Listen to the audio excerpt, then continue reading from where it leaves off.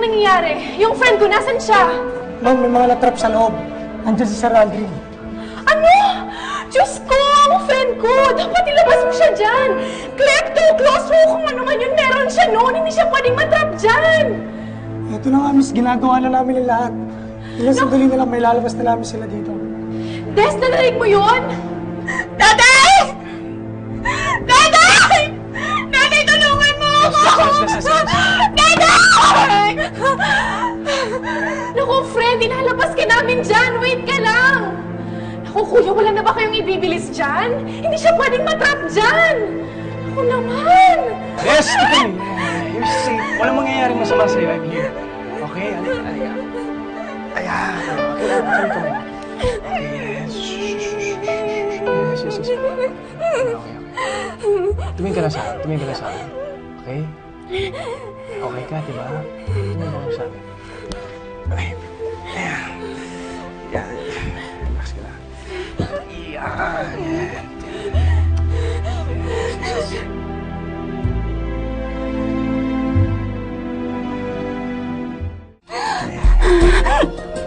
Now slowly breathe in.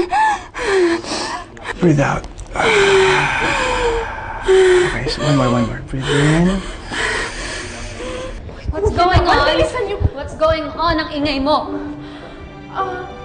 Ma'am, si Des at Aldrin natrap po sa elevator. What? Ito naman, mabubuksan na. Kuya, bilisan mo! Kuya, bilisan mo po! Please! Aldrin! Friend, okay ka lang?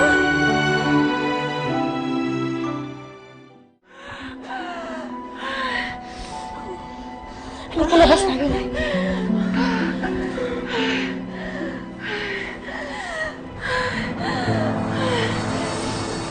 Lang ba? Hindi ko alam kung ano nangyari. Basta, nung namatay ang ilaw ng elevator, parang,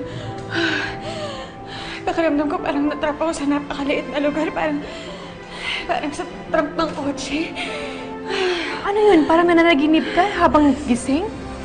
Hindi ko alam. Basta pakiramdam ko, totoong-totoo. Ewan ko. Buti na lang, to the rescue si Sir Aldrin. Niyakap niya ako. Pero pakiramdam ko, ligtas na ako. Alam mo kung bakit?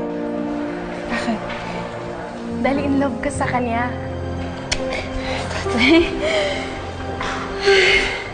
Pwede mong i-deny kahit anong gusto mo, pero hindi mo pigilan ang puso mo.